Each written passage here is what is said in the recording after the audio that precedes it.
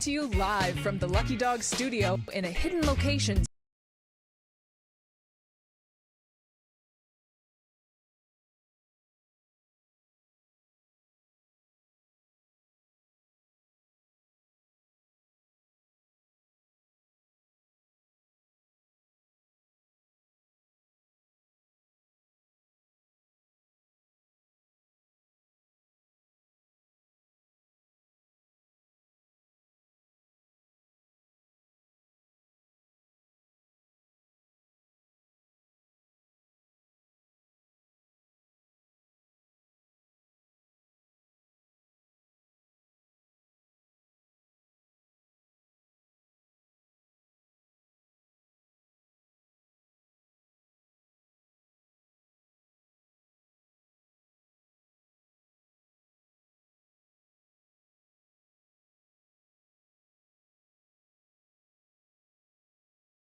Dang, there we go. Good morning, everybody. Welcome to Morning Night Live.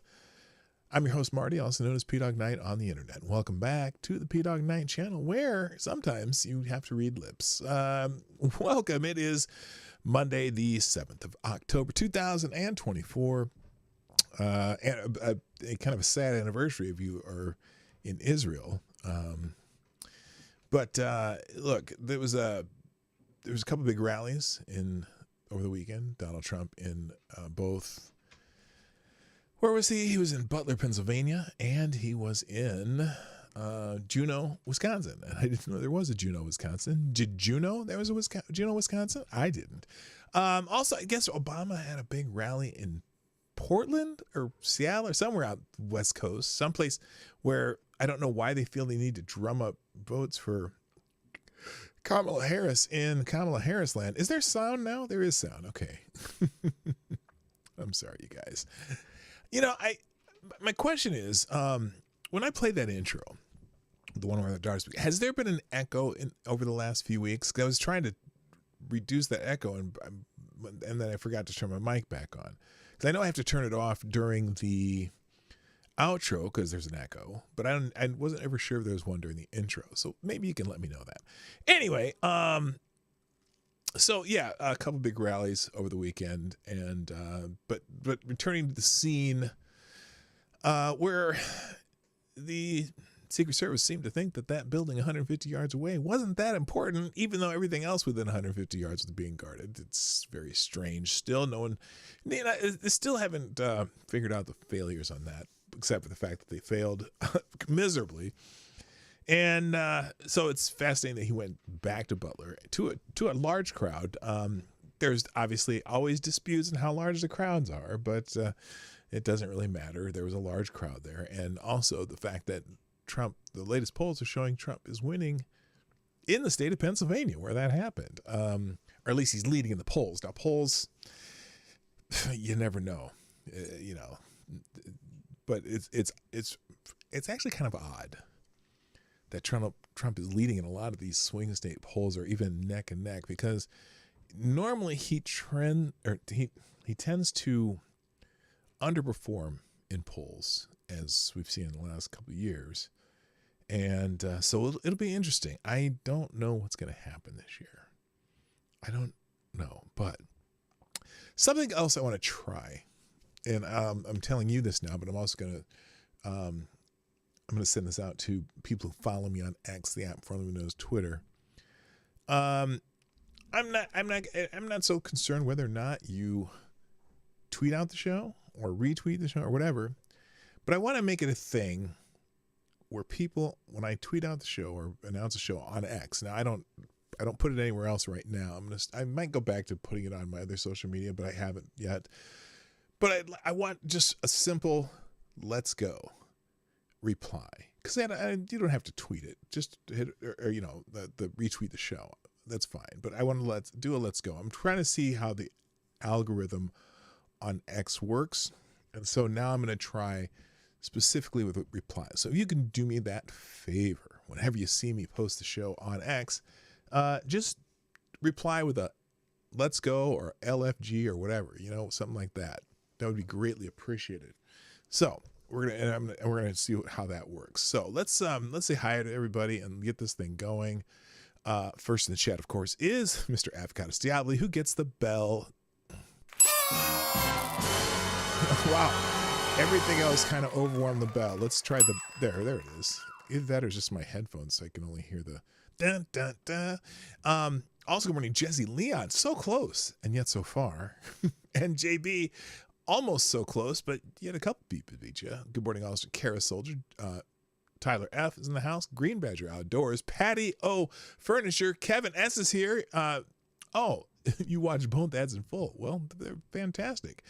Also, I said Kara Soldier already. Good morning, Mr. Tire. Alexander. The Scourge. All right, nice to have you here.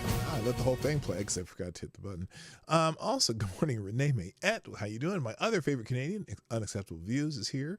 Good morning to, that's it. Ooh, we're a little light today.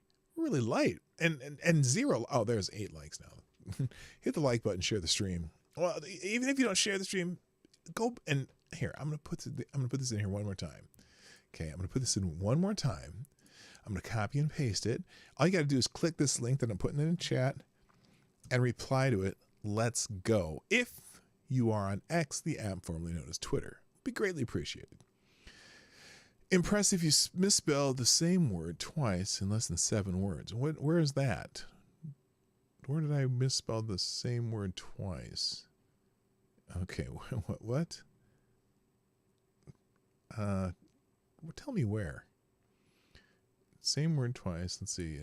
Now. What are you talking about?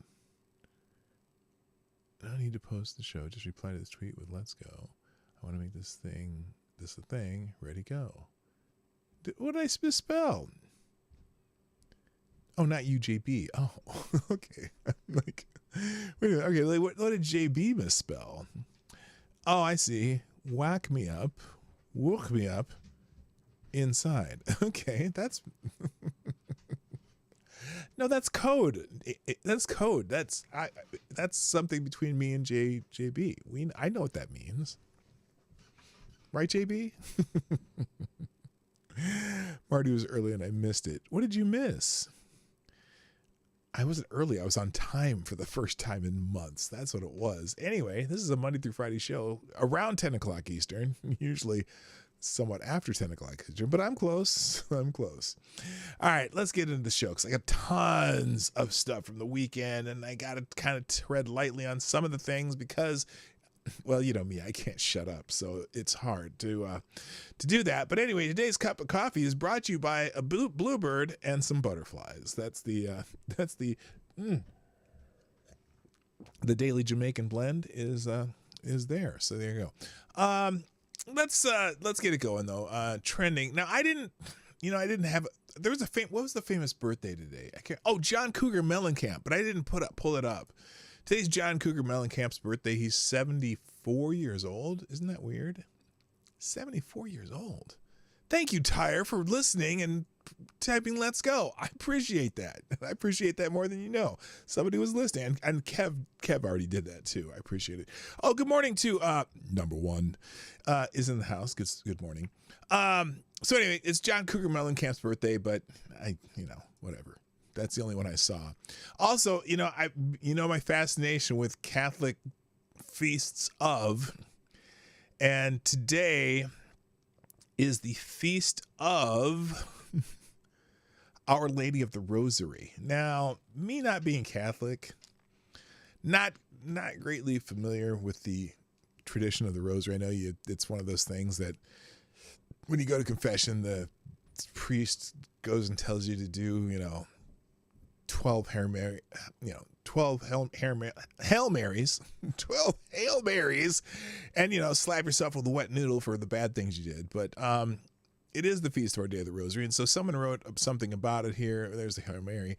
I know it's down here somewhere. Oh, just as sin prevents us from fully experiencing God's love, each bead of the Rosary, when prayed, draws us closer to his immense love, healing, and power with the help of the Blessed Virgin Mary. Now, the non-Catholic. Good morning, Lord Stanhope, by the way. The feast of the feast of the Lady of the Rosary. Okay, something like that. She just wants you to throw a football. No, I'm not sure what the Rosary thing showed up in the Bible. I don't remember Jesus saying anything about the Rosary. I mean, yes, we celebrate the Church Mother and stuff. I just don't get it because I'm not Catholic, and the Catholics, pray to Mary too, and it's like Mary is just the vessel, wasn't she? I mean, she's important, obviously, but anyway, I'll just stop there before I offend anybody. Moving on. Also, it's a sad anniversary of the October 7th massacre in Israel. So that is obviously trending today. Some people are saying here, 1 year ago today, we witnessed here. This is the October 7th coalition. 1 year ago, we witnessed the most devastating event for Israel and the Jewish people since the Holocaust. 1,200 Israelis were killed, and 250 people were taken into Gaza, where some still remain. Today, we honor the lives taken on October 7th, those that were taken hostage, those that were murdered in captivity, and those who were still praying. We are still praying return home soon, along with each of their families. We pray for Israel and the Jewish people, and for healing and protection. And then they put Psalm 130-7. Israel, put your hope in the Lord, for with the Lord is unfailing love, and with him is full redemption. So, I mean, so you're going to be hearing a lot about that today. There's an article in Front Page magazine written by Daniel Greenfield, I believe. Yeah, here we go. October 7th war, 1 year later, what really happened then and what is really happening now. On October 7th, 2023, thousands of Hamas terrorists invaded Israel. Their mission was to wipe out the Jewish population in nearby towns, secure them, and use them as forward operating bases for the next phase of the war. While the atrocities they committed in the initial assault, entire families burned alive in their homes, women raped and kidnapped, and babies killed, made it look like a terrorist attack on a large scale. October 7th had not been meant as a hit-and-run operation. Hamas had risked too much and put too many men in the field for it to be anything other than an invasion. Its plans to continue advancing into Israel appear unrealistic only out of context. The thousands of terrorists from Hamas, Islamic Jihad, and Fatah had been meant as the tip of a larger spear. Thousands of Hezbollah and allied terrorists had been in position on October 7th. Had Hamas been able to hang on to Israel territory, they would have invaded the Galilee, but after the initial shock and long delays throughout that first day, the Israeli military regrouped. The Hezbollah invasion was postponed until it was briefly revived by the Islamic terror group around the time of the pager attacks, and then shut down by targeted Israeli strikes. October 7th had been Hezbollah's plan before it was executed by Hamas. Hezbollah had spent years boasting about using its networks of tunnels and to invade and conquer the Galilee, but the funding and plans had come out of Tehran. Yet when push came to shove, Hezbollah hesitated. Iran had planned for an October 7th that would have dealt a catastrophic blow to Israel. The original plot would have seen coordinated Hamas and Hezbollah invasions backed by heavy rocket campaigns, not only by Hezbollah, but also by the Houthis in Yemen and Iran's militias in Iraq, targeting Israeli bases, military bases, and infrastructure. Terrorist groups in the West Bank would have launched their own assaults, creating a multi-front guerrilla war deep inside Israel. Even if Israel had beaten back the attacks, many of the Jewish communities would have been in ashes. And seeing Israel's weakness, hostile Muslim majority military forces from Egypt and Turkey might well have joined in leading a conflict more on the scale of another Yom Kippur war. Okay, that part I may dispute. Hello, Special Can Ask, by the way. Yes, possible, but Egypt has had I wouldn't say friendly, but cooperative relationship with Israel. Turkey, I don't know. Did they say why Turkey? Maybe forces in Iraq and Syria and other places, but I'm the two countries they named, I'm not sure about. But I don't know that region well enough to be sure. But it doesn't sound correct. But anyway, the death toll would not have been over 1,000, but in the tens of thousands at the very least, and perhaps unimaginably, even more than that on the scale of another Holocaust. Iran had planned to break Israel on the final day of the Jewish high holy days, and also to break the United States with it by taking out a key American coalition partner in the region. The Biden-Harris administration had overseen two treacherous deals with Hamas and Hezbollah.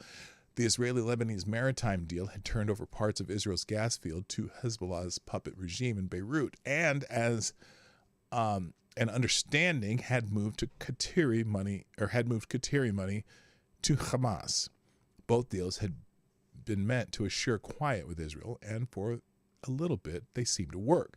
The Biden-Harris administration policy, however, had been subverted by Iranian and other enemy agents. The deal did not assure an end to the fighting, but a planned campaign against Israel timed ahead of Iran's nuclear breakout and the upcoming presidential election. The Iranian campaign, however, fell apart early due to bloodlust, scheming, and cowardice. The Iranian plan to take out Israel's defenses and communications worked. The Israeli army and air force wasted precious hours fighting out what was going on and how to respond. But Hamas had drugged its terrorists with Hezbollah's captagon amphetamines. Whether it was the drug or their religion, the terrorists spent too much time glorying in their brutality, including the attack on the Nova Festival, to execute the next part of their mission and secure footholds. So that's a part I didn't hear. I didn't know that part. After some initial battles against outnumbered Israeli forces, the tide turned once the Israelis finally understood the scale of the attack they were dealing with, and Hamas was demolished. The original plan to link up with elements in the West Bank was sidelined for the Hamas goal of displacing the Palestinian Authority, and so it did not risk coordinating with anyone there. By the time anyone in the West Bank had a sense of what was going on, Hamas had already lost. Iran had made sure that Hezbollah was ready and waiting on the border, but the Islamic terror group had already spent years taking a beating for Tehran in the Syrian civil war. Nasrallah and the Hezbollah leadership had secured control over Lebanon and did not want to risk it in an operation that would decimate the terror group if Hamas could not deliver on October 7th. I'm not going to read the rest of this because even though it's there, this gives me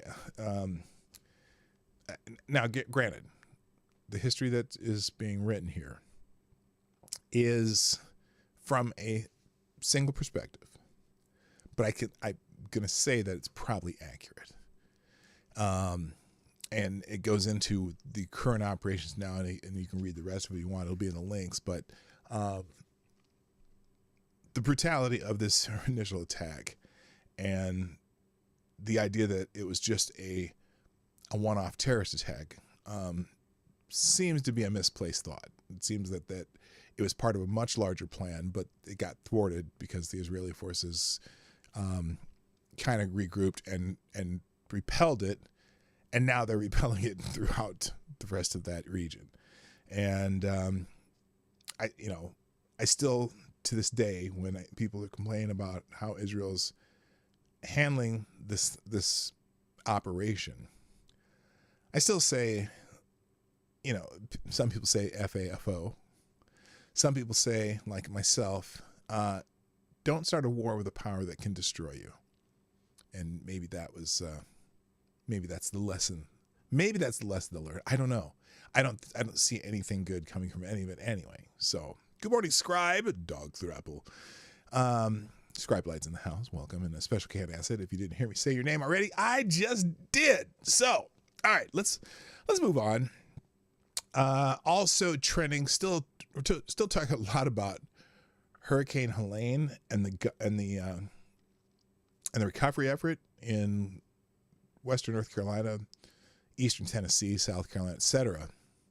Now, lots of conflicting reports about the recovery effort. Lots of people complaining about FEMA. Lots of people complaining they're not being allowed to go in there and help. Operation I always failed on the rubber band. So, yeah, that game was great. So apparently the governor of Roy Cooper of North Carolina, he put a message out. As we continue our unprecedented response to Hurricane Helene, the nation is beginning to understand that impacted areas have been the target of a relentless vortex of disinformation. This is his thread. He's going to tell you that what people are telling you. It's funny because we're hearing a lot of people who are on the ground in North Carolina. And so I'm curious what is the disinformation he's talking about. But he said it's disinformation dialed up by bad actors and platforms like X, blaming X for the relief effort. And look, let me give this one caveat as I go through this subject today. I don't know if it's the people of FEMA's fault for what's happening. Is it the leadership? Is it FEMA? Is it just the nature of the beast that government is an inefficient way to do pretty much anything when individuals and small groups can be much more flexible, responsive, ability to change course at a dime versus government, which is this behemoth of here's our bureaucracy and this is, you got to go through these channels to do this, that, and the other. I think that's a feature of government efforts and agencies like FEMA who do their best. I think the people who work for FEMA are absolutely out there probably trying to do their best, but I always get concerned with the leadership. Now, one thing we learned during Hurricane Katrina is that people are going to blame the people at the top. So regardless of the fact that during Katrina, yes, people were stranded, but it was an unprecedented swath of destruction and logistic nightmare. But everyone's blaming George W. Bush. Oh, George W. Bush doesn't care about black people. George W. Bush did this. He didn't get the FEMA effort, blah, blah, blah, blah, blah, blah. Well, now, on this effort, now, and other efforts have gone well. For example, I think the hurricane in New Jersey when Governor Christie was on top of it, or any of the hurricanes in Florida where Governor DeSantis, even right now, you don't hear the bitching and moaning about Governor DeSantis because he was out ahead of this. He's out ahead of the current new hurricane that's coming. I mean, he's on top of it, right? And in fact, he's exporting help from Florida, even though there's devastation in Florida too. Now, obviously nothing like in North Carolina and Tennessee, but it's hard to say. Yeah, right. It's hard to claim.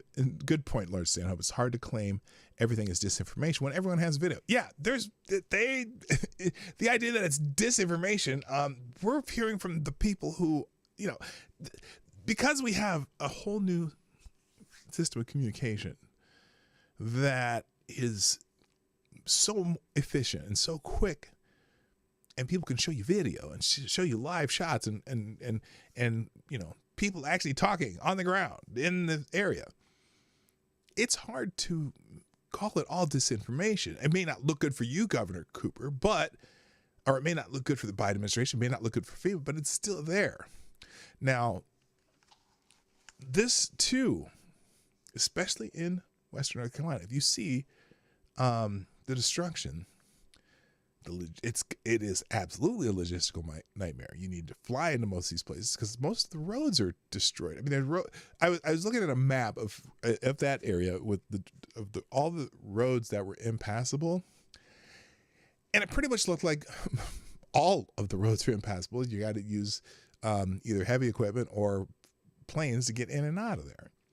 So the caveat here is, my guess is that there are a lot of people doing everything they can to help whoever they can in this area. And our government sometimes just gets in the way, and it's easy to just point fingers when things are the worst. Real quick, thank you, Avocado Stiali, and you are the first sponsor and you are the new Streamline Superstar. Well, with that being said, thank you, Avocado Stiali. Just dropping a small bullet in the tip jar. Some random super cool dude from Tennessee drove down and set up a smoker at the community center near where I live. I got enough pulled pork, mac and cheese, and cornbread to last me a week now. People doing like that is about the only food source. God bless people who do that. Thank you, Avocado for letting me know. That's a great anecdote. And I'm guessing that, Americans are so generous and so quick to go and help people. And I know there's people coming from all over the country. And it's what's annoying is when I hear stories of government officials telling them they can't, or government officials confiscating things people are bringing to help with. Now, but that's a great story. So thank you for bringing that to my attention. A couple quick hellos. Hello, Bonehead Dumbass. And Shrapnel dropped into the chat. Welcome. So anyway, let's go through this Roy Cooper thread. I'm not going to read the articles necessarily, but I'll go through the thread. So he says, to understand that impacted areas have been the target of a relentless vortex of disinformation dialed up by bad actors and the platforms like X. And here you are on X giving the counter information. I don't know. Good morning. Anon 1, 2, 3. Governor says we need to work together to rebuild and recover from a catastrophic disaster like this one, and spreading false information to sow chaos hurts real people. Politicians, billionaires, and grifters who peddle lies during a time of crisis should be held accountable. What is your what does that mean? What does that mean, Governor Cooper? Should be that it's interesting. Politicians, billionaires, and grifters who peddle lies during some of this crisis.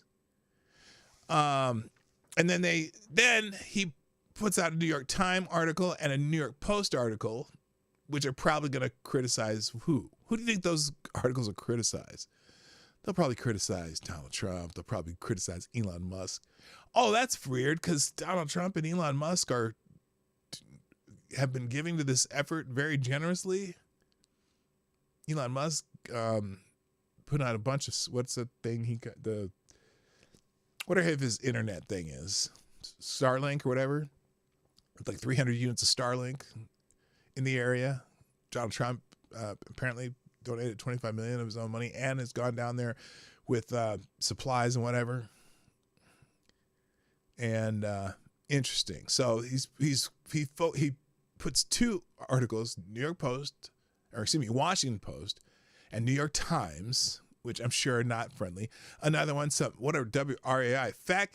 Here, let's check out this article. Fact checking 5 misleading claims about Helene. And all of them are critical of Donald Trump. They're all articles about misinformation and right-wing conspiracy theories. Now, I'm sure that everyone is making the right-wing conspiracy theories. So here's the 5. Let's check one article that he posts here. We'll do the fact-checking 5 misleading claims about Helene relief efforts. Social media rumors mislead North Carolinians about what will happen to affected properties, who is allowed to help in the crisis, and how politicians have responded. Okay. Hello, Zed Starkey. A surge of misinformation has bulbed up as federal and state agencies and officials have led relief efforts for people affected by Hurricane Helene's deadly storm system. In North Carolina, government officials declared 25 of the state's 100 counties disaster areas after the storm swept across the state's western region last week, causing record flooding, killing at least 150 people. Okay, this is the preliminary. We know, I'm going to skip that part. So here we go. Federal, state, and local government agencies are on the ground in western North Carolina and throughout the Southeast to rescue stranded people, deliver food and water, help residents apply for financial help, and coordinate travel out of the region. In many cases, nonprofit groups are working closely with government groups. At the same time, social media posts are misleading people about who is involved in the relief efforts, what politicians have said and done, and what future recovery will look like. The Federal Emergency Management Agency, aka FEMA, and the American Red Cross in North Carolina, Governor Roy Cooper, and lawmakers of North Carolina and Tennessee have released statements to answer some of the false reports. PolitiFact North Carolina checked some of the misleading social media posts that have received the most attention. So let's start here. Claim Chimney Rock residents were told their land was being seized by the federal government. Okay, now this says there is no evidence to support this. The claim appeared in an October 2nd X post read by more than 2.5 million people. The local county governments, FEMA, and North Carolina House of Representatives Speaker Tom Moore, a Republican who represents Western North Carolina, have rebutted it. Quote, there was no special meeting held in Chimney Rock on October 2nd involving discussions of the federal, state, or local governments seizing the town. The government of Rutherford County, where Chimney Rock is located, posted on social media October 3rd. These claims are entirely false. FEMA also issued a statement on October 3rd saying the claims about FEMA confiscating or taking commodities, supplies, or resources in North Carolina, Tennessee, or any other state impacted by Helene are false. Moore, who represents the part of Rutherford County, told PolitiFact North Carolina on October 3rd that he had not heard anything like that at all. And I've been to Chimney Rock, and I was meeting with the mayor today. Flooding has altered parts of Chimney Rock topography so much that some people have lost homes or buildings, won't be able to rebuild them where they last stood. Moore said, parts of the town and everything are not there. They're in the river. The river has changed its course, so I have not heard anyone say anything crazy like the federal government seizing land, but there is going to be areas where they absolutely cannot build back because the land does not exist. Now, the only thing I've heard from as I'm watching different videos of people who've brought in trucks of things, they've said that FEMA is confiscating some of the things, the supplies that they're bringing in. Now, are they doing that to distribute them or what? I don't know. But it's interesting because I keep hearing people on the ground there say that. Now, again, maybe they're just trying to make it so they can distribute supplies in an orderly manner. So, anyway. Claim.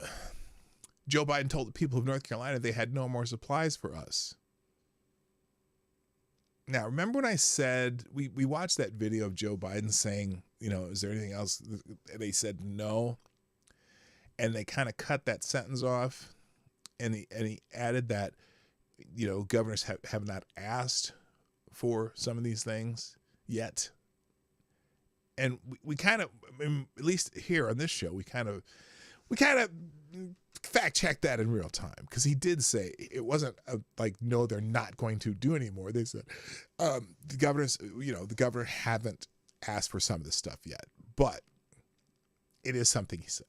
Now, if he said it in a very poorly thought out way, but he might be wrong. Lieutenant Mark Robinson, who is running for governor against Democratic Attorney General Josh Stein, made this claim in an October 2nd X post, but neither Robinson nor his campaign cited any specific Biden quote to substantiate the claim. Oh my God. The post, that video was going around it was on video where he said it. Now, again, I say it was poorly spoken, but the words did come out of his mouth. Now, I know that's not what he meant, but it is what he said. Now, it's possible Robinson was referring to comments made September 29th at Dover Air Force Base. A reporter asked Biden, are there any more resources the federal government could be giving storm-affected states? Biden responded, no, we've given them. And we have pre-planned a significant amount of it, even though they didn't ask for it yet, hadn't asked for it yet. And remember, that's what we went through. I said, well, that doesn't mean they don't have it anymore. But the way he answered it made it sound like, nope, we're done. Biden's no comment referred to what resources have already been given. Biden didn't rule out additional resources, and by the time Robinson posted his claim, Biden had signaled his intent to provide more. So, again, we were ahead of the curve on this one. In a September 30th press briefing, Biden said he had spoken to governors in affected states who said they needed more resources. Immediately, Biden said they are getting them immediately. The Defense Department agreed to send helicopters. Haven't seen that yet, and I'll tell you what, it's funny.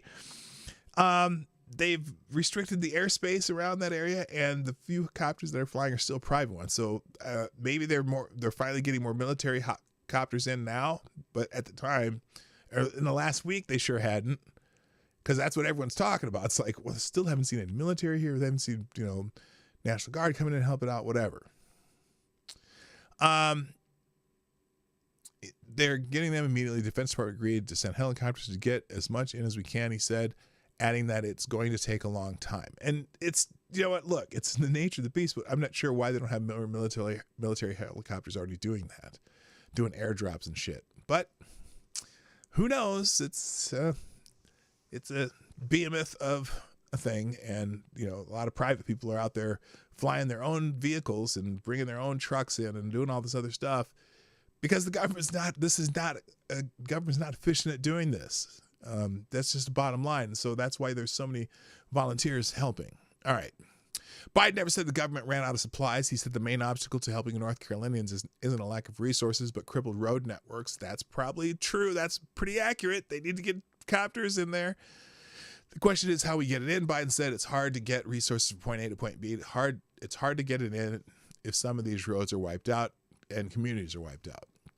Now, FEMA also addressed the rumor that its resources are limited in an October 3rd statement. FEMA has enough money right now for immediate response and recovery needs. The statement said, if you were affected by Helene, do not hesitate to apply for disaster assistance, as there is a variety of help available for different needs. Now, the problem with that statement, as if you're paying attention to what people are talking about, FEMA's coming in with their, little portable offices, so to speak, and they're parking them in a parking lot of some place and saying, yeah, here's where we are, here's how you get here.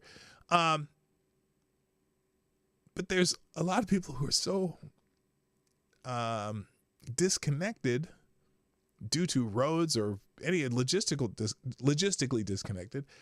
They can't make it to one of those little FEMA offices. And there are other solutions as well. You can do it on an app on your phone, or you can do it online. There's 800,000 people in the area without electricity still after a week of this. So it's, again, I'm not saying that is FEMA's fault. What I'm saying is, like Katrina, it is a logistical nightmare. And so this particular administration is getting the same kind of hell that the Bush administration got during Katrina. Hell of a job, Brownie. You know what I mean? And so maybe now some of these Democrats who are under fire for a similar situation can understand how you're going to get this type of, you call it misinformation. You're going to get information swirling and people speculating and people prognosticating, and all these people are pointing the finger at you. Congratulations. Now you understand what George W. Bush went through with Katrina, because that was a logistical nightmare also, with New Orleans basically one way to get in and out of New Orleans, one road. And then there's ships and helicopters and planes and shit. So there you go. Another claim, Carolina House Speaker Moore, the North Carolina House Speaker, was preventing an out-of-state helicopter from even going in and was trying to kick us out. A man identifying himself as Jonathan Howard of the Florida State Guard Special Missions Unit made this claim on October 1st on Instagram. It was shared the next day on X by libs of TikTok. And so this is so funny. They're going after conservatives who are saying things. Shared the next day by libs of TikTok, a conservative account with more than 1 million followers. Howard said in the video that he flew into North Carolina over the weekend and that the local sheriff department sided more when stopping him from taking off for a rescue mission. Quote, when I flew in here on Sunday, they actually stopped us from going in, the sheriff's department, and it was because of a bunch of politics that they were claiming was the Speaker of the House of North Carolina that was preventing us from even going in and trying to kick us out. In the same video, Howard said North Carolina lawmakers contacted him to clarify that Moore wasn't involved. I have clarified today that North Carolina politicians that reached out to me, good on them, they were like, that's complete nonsense. The Speaker of the House has nothing against you. He wants you guys there.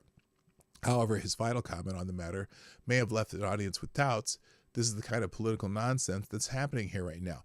Now, I don't recall. I know exactly what video they're talking about. And I don't know if he was making a big deal about necessarily the Speaker of the House, but clearly the Speaker of the House is very sensitive about this one. But he was saying that just in general, there's like they wouldn't letting people in, maybe for their own safety, whatever. But that it was political nonsense. I remember him saying that. But anyway, Moore, that's the Speaker of the House of North Carolina, said he wasn't involved at all in the matter and has been trying to help integrate more civilians and National Guard personnel from other states in North Carolina's rescue efforts. Moore said he appreciates that Howard tried to clear his name, but said people are still blaming him for Howard's problems because, again, it's a big nasty animal. This whole rescue mission, the hurricane, everything about it. And so people are naturally going to want answers, and if their politicians, can't give them adequate answers, then they get blamed. So it's welcome to the beast.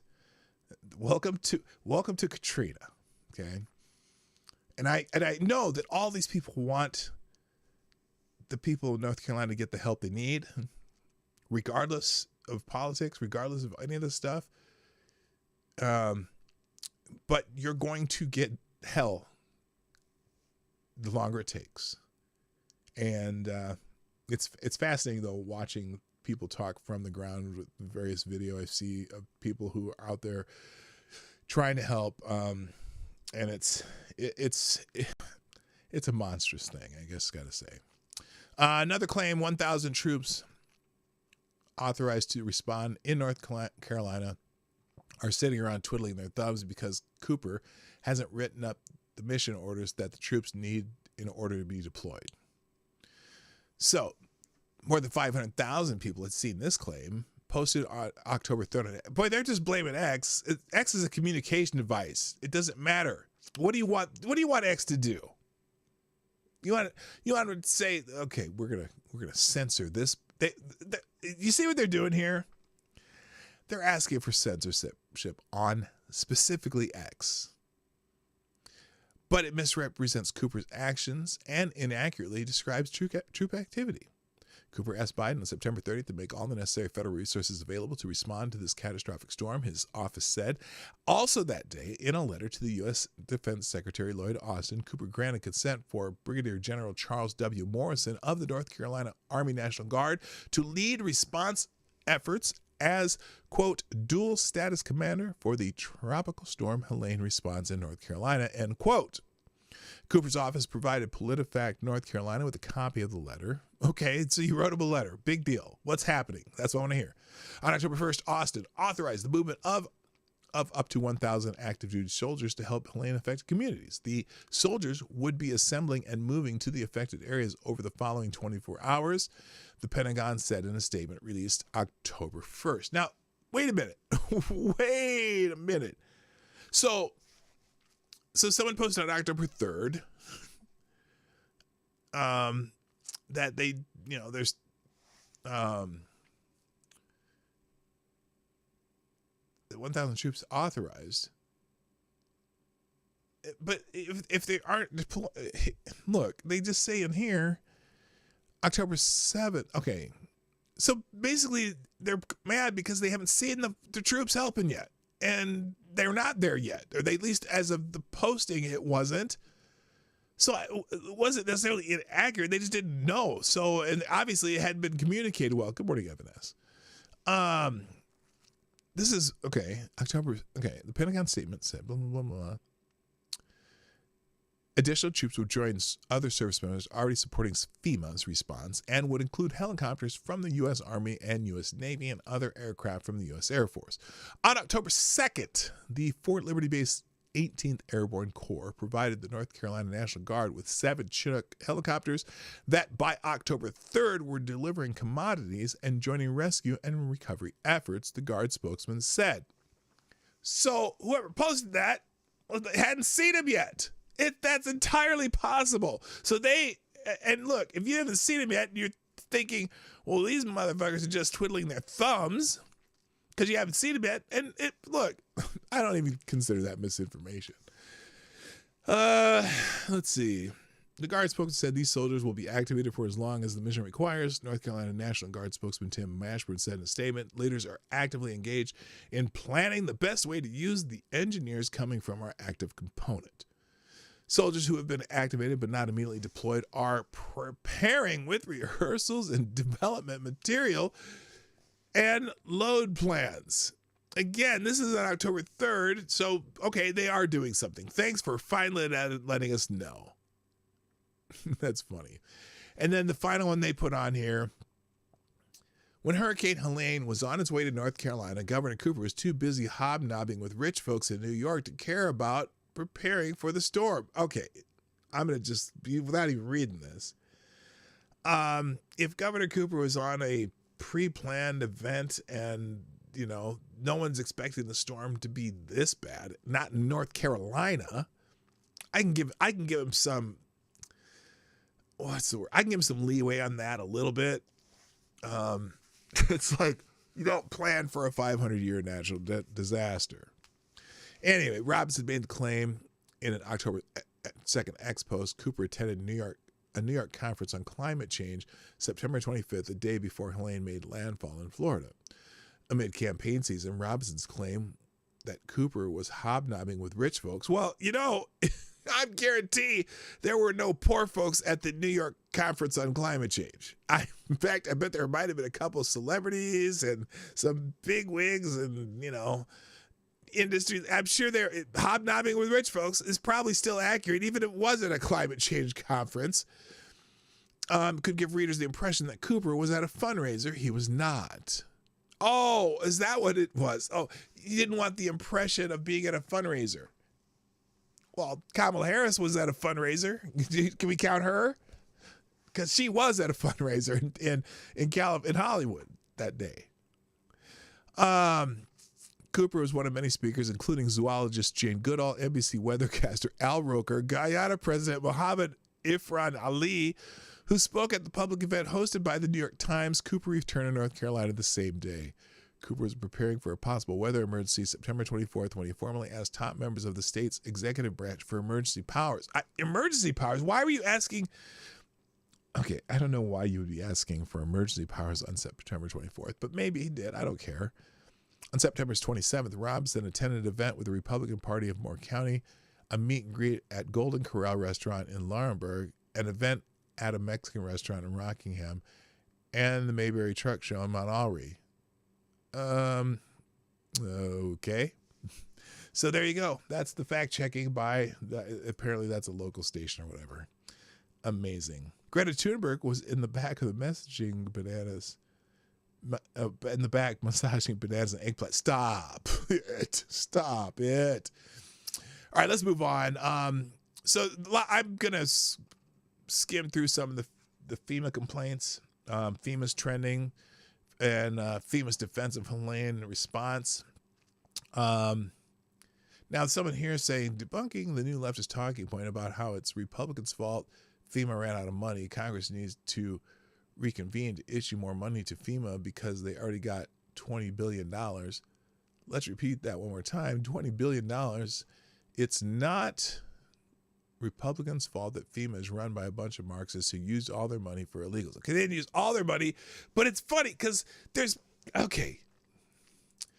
I'll get to it in a minute. But so here's one of the Krasensteins brothers, the uglier of the two Krasensteins, the twins, saying as FEMA works, okay, let's do a Krasenstein post. As FEMA continues to work tirelessly to help those impacted by Helene and prepares to help those. Now, what do you make? October 7th, he made this post. What do you mean prepares to help those? They should already be on the ground helping people, but whatever. And prepare to help those likely in my area as Hurricane Milton, comes barreling towards us. Here's a reminder of the Republicans who voted against FEMA funding before Helene hit. Don't let them live it down. Now, this is one of those bullshit claims, claiming that they voted against FEMA funding before Helene hit. They voted against the passing of an omnibus bill. So just because FEMA funding was in that bill, that doesn't mean they voted specifically against FEMA funding. Someone replied, FEMA's working tirelessly at turning help away. I guess in some cases there are, I don't know. I keep seeing reports, people who have been turned away, and it's tough to know who's completely accurate. I'm going to say that there's morsels of truth in what everybody is saying. And so full picture, it's going to take a long time to see the full picture. But Tom Tillis blasts clueless critics of Helene response. So this is Tom Tillis is a North Carolina Republican. Another North Carolina Republican blasts clueless critics of the great response to Hurricane Helene. And look, this is where I'm at. I think there's plenty of people out there doing their best. And, it's in my opinion, it may be early to criticize them. A lot of it's going to be logistical issues. But welcome to Katrina, motherfuckers. This is what you did during Katrina. And now it's the Democrats who are getting the brunt of the blame for the response, regardless of how hard it is. So welcome to Katrina, motherfuckers. Senator Tom Tillis rejected the claim that the federal government is doing a poor job of responding to Hurricane Helene on Friday, telling reporters that those responding to the natural disaster have done a great job. Asked to evaluate the federal response, Tillis replied, "I've lived in North Carolina almost 30 years. I've seen a lot of storms come through this state, and I'm actually impressed with how much attention was paid to a region that wasn't likely to have experienced the impact that they did." So I'm going to just go I'm going to read his statement, and I'm going to skip the editorializing by Mediaite. You never score an ace on disaster response, but the only thing more difficult than hurricane response is what we've seen in the western part of the state. We've had a certain muscle memory and experience with positioning assets out on the coast because you have time. Here, this was right out of, this is a new playbook. For anybody who thinks that any level of government, anybody here could have been prepared precisely for what we're dealing with here, clearly are clueless. They're doing a great job. They can always work harder. There's always kinks in the slinky. Yeah, that's funny. That's a funny line. There's always kinks in the slinky. He's damn right. Slinkies are a pain in the ass, especially the old metal ones. We're working them out behind the scenes, but I think we're all here to send a message that we're working together, and I'm pretty proud of the effort that's been done. Now, will I be silent in any areas where we can do better? No, but right now, I'm out here to say that we're doing a good job, and that those who maybe not be on the ground, who are making those assessments, ought to get on the ground. And it's funny because they're going to complain about some on the right, including former president and current Republican presidential nominee Donald Trump, have claimed that aid is being withheld from the victims of Helene because of general political lean of the victims. You know what? If comes out some evidence of that, that'd be a huge scandal. But I don't know if there's evidence of that. That could be perception. Remember, during Katrina, one of the most famous lines during a Katrina relief telethon was what? Who knows the line? I'm not even going to wait. George W. Bush doesn't like black people. They're blaming the response effort in New Orleans because George W. Bush supposedly hated black people. So, when I see this line here of Donald Trump claiming aid is being withheld from victims of Helene because of the general political lean of the victims, welcome to Katrina, motherfuckers.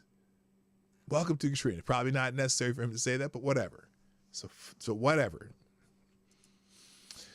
And then there's articles about this weekend party shot. Make government obsolete again. This is PJ Media. Happy Friday, gentle readers. This is from Friday. I pray this missive finds you well. It would seem that summer's not quite done with the stranglehold on the Intermountain West. Wait, what? Why did here you go. One of the most infuriating things to come out of the Hurricane Helene disaster is the botched job governments are doing in response. Okay, so this is one of those articles critical of government in this response. Greg Price put, breaking, FEMA whistleblowers have come forward alleging that the agency misappropriating funds in the wake of Helene withheld pre-disaster aid and that first responders and service members have been waiting in hotels without deployment orders. Okay, that was from October 4th. And now that's someone at FEMA who says so. Here's the post, and here's the... who is this? Okay, this is...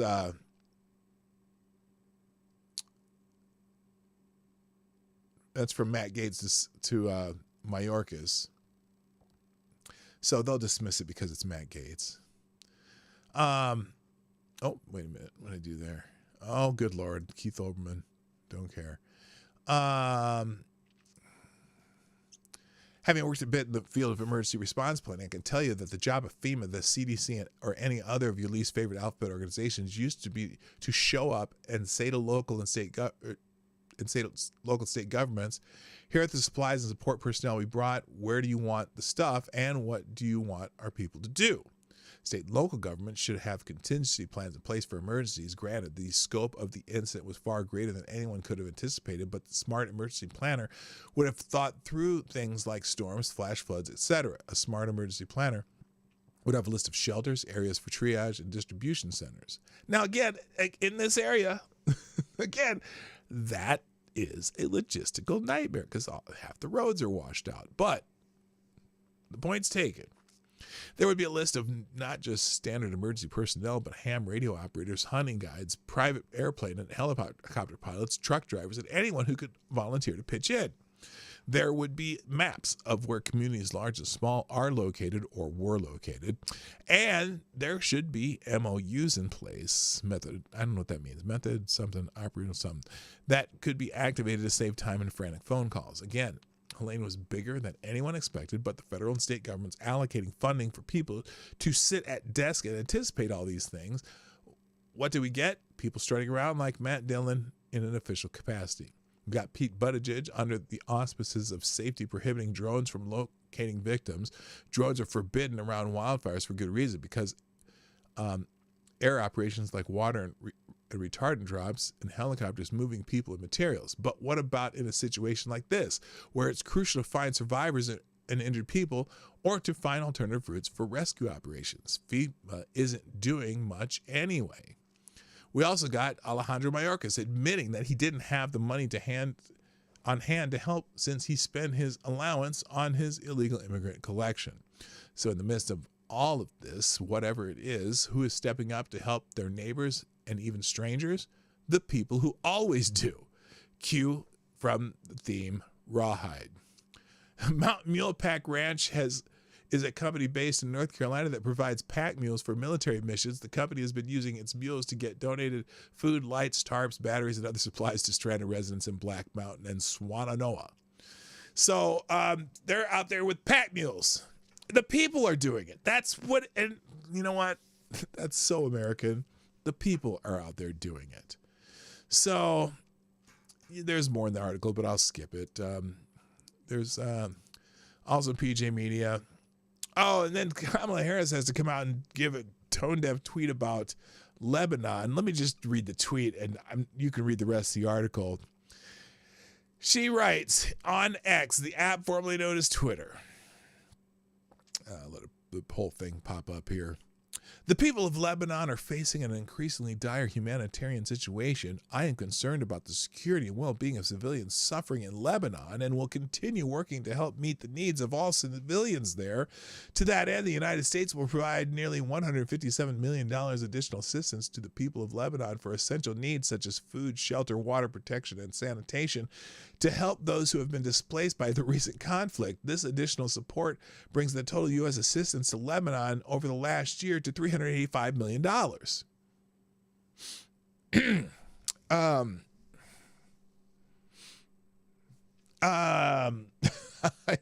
Wait a minute. Hold up. Let me just...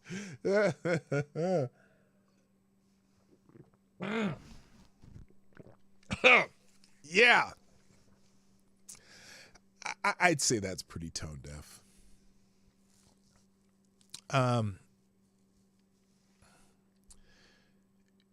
And regardless, what's amazing about that? So, and right now, I'm sure there'll be more. There'll be plenty more eventually. But I think what they've allocated to the effort in the United States of all this disaster is about $100 million. She just committed another $157 million to Lebanon totaling up to $385 million total. And that's some tone deaf shit. Do you think that how do you think that particular post went over in North Carolina, regardless of how hard people are working there? And so, yeah, that's a tone deaf post. I'm just saying. It's crazy. Also in legal insurrection, botched Helene recovery might impact voting in Trump, North Carolina strongholds. The state sent 40,000 absentee ballots to affected counties before Helene. It's received fewer than 1,000. Will Democrats use Hurricane Helene to interfere with the elections? North Carolina officials admitted they don't know how Helene has affected the absentee ballots sent to the 25 counties hit by the hurricane. The state sent 40,000 absentee ballots in those counties. The election office only received fewer than 1,000. Something tells me the state government will extend voting time because few Democrats have a heavy grasp. Few Democrats have a heavy grasp on a few of those counties. So I think there's apparently they'll. Okay, wait a minute. Let me read this. Good morning, Steph. What's up, Steph Colonel? What up? Until we get there to assess for power and whatnot, I'm not sure what the situation will be, Doss said. Right now, of course, our immediate concerns were absentee and voting registration. And then the next step is early voting, and then the next step is voting day. Helene hit some predominantly Democratic communities hard too, adding to the uncertainty in North Carolina. Buncombe County was affected in really bad ways, and that is a liberal bastion, said Chris Cooper, the political scientist at Western Carolina University. And Watauga is in really bad shape, and also blue-leaning county. Overall, Helene could dramatically change who is in the electorate. In a state like North Carolina, where the margins matter, then every little tweak in the electorate could be a tweak that makes the difference, Cooper added. It's right on the razor's edge between red and blue. County elections offices in North Carolina, 5 of which remain closed Thursday, will assess the damage to early voting sites and polling stations to determine where facilities won't be available. That's according to Karen Brinson Bell, Executive Director of the State Board of Elections. It also hit Georgia. They're worried about, oh boy. Okay, that's good. You can read that on your own. But yeah, so now they're going to worry about how it affects elections. Well, if it's blue counties that it affects, well, they're going to make sure that they figure out a way, right? P. Why is Kamala announcing she is giving? Isn't Emperor Pudding Brain our president? Why isn't he announcing it? Because he is President Pudding Brain, and now Kamala's in charge of everything to look more presidential. That's why. That is why, and that's the only reason why. So there we go. Let's see. And then Tommy Tuberville weighed in on. I'm not gonna go through the article, but it's in a Breitbart article in the links today. Tuberville on Biden hurricane Helene response. People should be going to jail. This is treason. So he was on a talk show in Mobile, Alabama. And the transcript's there if you want to read it, but I'm going to skip that one. And Federalist asks, are Dems slow-walking hurricane relief to suppress an election deciding number of GOP votes? Well, again, they're red and blue counties in the area affected, so I don't know. Let's move on because speaking of hurricanes, there is another hurricane heading toward Florida, and that is Hurricane Milton. This one says all but one model show Hurricane Milton heading into the Florida coast. One track has the storm going on a similar path as Hurricane Helene. This track should be watched closely with how far Milton still is from landfall, and anyone that has ever seen a storm in the Gulf knows this storm could easily take a more northern track and cause a 1-2 punch to an already devastated area. Stay vigilant, friends, and be prepared for the worst. So that's headed towards this, basically the same. What do they call it? The curve in Florida? What do they call that? Someone let me know what they call it. Good morning, GDSOB. But Ron DeSantis has already issued an executive order this morning to get the Guard in action ahead of Hurricane Milton. He got the Pinellas County dumps open. Now all over the county, you see this happening. And this guy says DeSantis is a boss. So they're DeSantis is ready for this, already making proclamations and getting shit in place. So good for him. But yeah, in fact, here's Ron DeSantis. National Guard, Florida State Guard, additional FDOT personnel, Florida Highway Patrol are all hands on deck for this debris removal mission in advance of Hurricane Milton. Over 800 guardsmen are currently deployed in impacted areas, and we are in process of mobilizing a total of 4,000 to be deployed throughout the state. National Guard's also deploying heavy equipment to assist with debris removal, including Army and Air Force horizontal construction units, tactical high water vehicles, dump trucks, and front-end loaders. Division of Emergency Management is coordinating with local EM directors to inform them of the debris waste and landfill sites that have been ordered to remain open 20. Okay, I'm gonna stop just because you get the point. DeSantis is being prepared. Okay. Now, other things trending just because of Milton. Cat 3 and Cat 5 are both trending because they're apparently it could be anywhere between. There have only been 4 Cat 5 hurricanes in history, I guess. I didn't know that, at least in this area. Florida definitely needs your prayers. They're predicting Milton to be a Cat 5 or close to it. There has only ever been 4 in history so far. Labor Day 1935, August 17th, 1969, 1992, August 24th, Andrew, and then October 18th, October 10th, 2018, Hurricane Michael hit the Florida Panhandle. 43 people died. So that's when I guess they're over 160 miles an hour winds and whatnot. But again, it's hard to say, at least for me, a layman, not knowing hurricane politics, so to speak, whether or not it's going to be a Cat 4, Cat 5, Cat 3, whatever. Oh, here's one, though. One last video on FEMA preparedness and wokeness put this out, talking about FEMA's priorities. And this is more outrage bait as anything, so I'm going to clarify that before I play it. But the point they're making here is that, one, FEMA disaster preparedness meeting, we should focus our efforts on LGBTQIA people. They struggled before the storm. Okay, let's just listen to this. Sparked a few things in my mind, thinking about preparedness and how you said, LGBTQIA people and people who have been disadvantaged already are struggling. They already have their own things to deal with. So you add a disaster on top of that. It's just compounding on itself.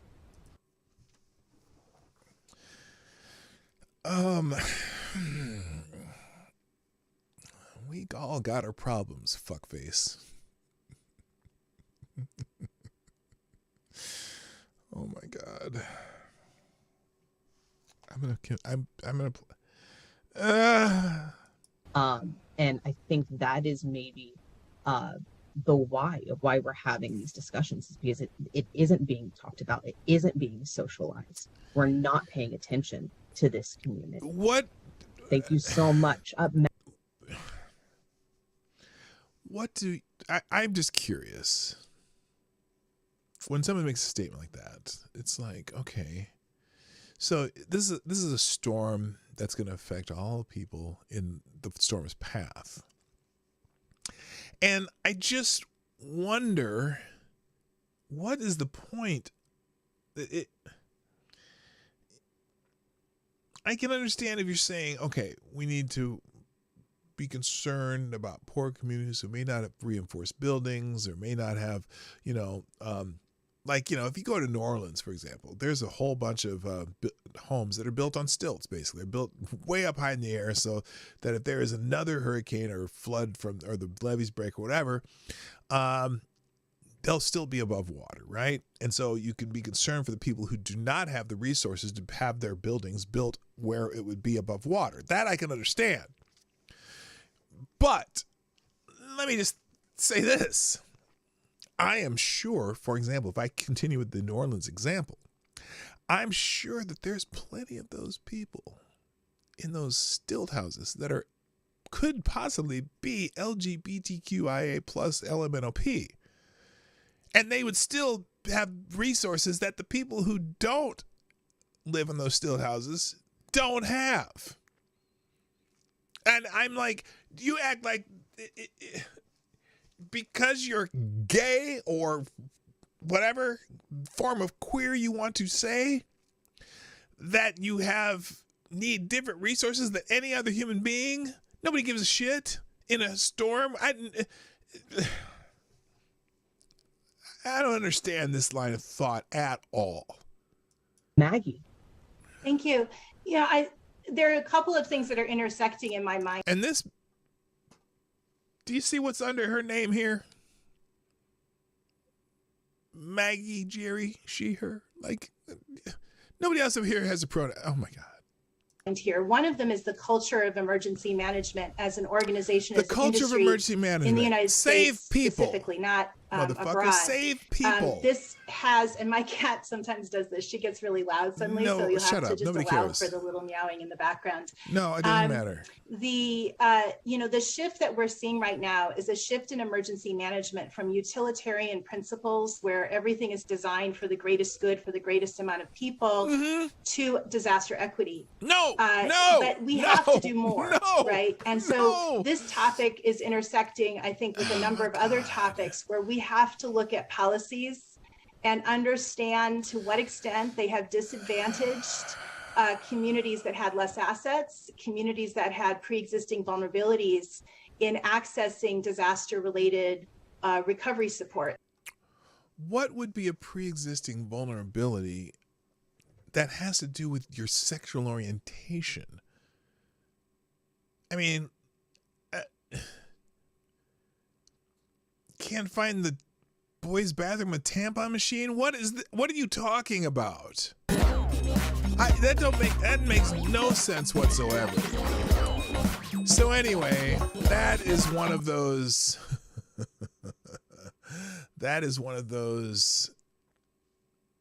places where you go, what? Is this one of those things that the misinformation people are worried about? Because there's that guy in the right-hand corner of that video, the first guy talking, he's got FEMA right behind him. He's from FEMA. So it's real.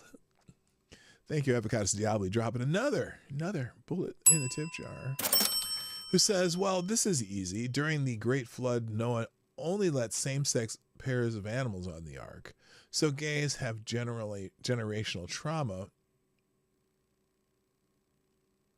when it comes to storms or something. No. He only allowed heterosexual pairs of animals on the ark. Otherwise, there would be no more animals. I think you meant that. That's what I think you meant. But yes, thank you. That is very astute, as usual. Thank you, Avocados Diablo. All right. Should we get into the main topic today? We're almost there. Let's start. Okay, here he is. Oh, and here's just more about what is it? Milton. Milton's turned into a hurricane. Tropical storm in the Gulf of Mexico is forecasted to strengthen into a hurricane and hit Florida late Tuesday or Wednesday, with less than 2 weeks after Hurricane Helene devastated the southeast. Tropical storm Milton is expected to develop into a major hurricane or near major hurricane, a hurricane close to a Category 3 before making a potential midweek landfall on the west coast of Florida's peninsula, according to the National Hurricane Center. The natural disaster is forecasted to arrive mere days after Category 4 Hurricane Helene struck the Sunshine State on September 26th and made its way up to Georgia. So this is a different report. This one's saying it's going to be possibly up to a Category 3, but there's already people talking about Category 5, which every time there's a hurricane, someone starts talking about, well, this is going to be the big one. This is going to be one of those global warming hurricanes. It's going to be a Category 5 hurricane. It's going to be the worst ever. And the seas will rise and the wind will blow. And, we already had that with Hurricane Helene. And, again, I pray for the people who are stuck in that disaster. And I wish I had the resources or ability to go help myself, but I don't. By the way, good morning, You're ridiculous. You're a ridiculous moon enthusiast. Lunatic is so much easier, but it was good. But I still love you. All right, let's move on. Let's get into other people in the news. Michael Cohen is in the news. Michael Cohen, right? And Michael Cohen is unhinged as ever. He was on MSNBC. We're gonna watch a few videos right now. He was on MSNBC talking some shit that I'm like, come on, dude. So Michael Cohen is saying that Donald Trump will use SEAL Team 6 to round up his political opponents if elected president. What? I swear to God, it's what he said. Here's Michael Cohen on Jen Psaki show. What he says he intends to do.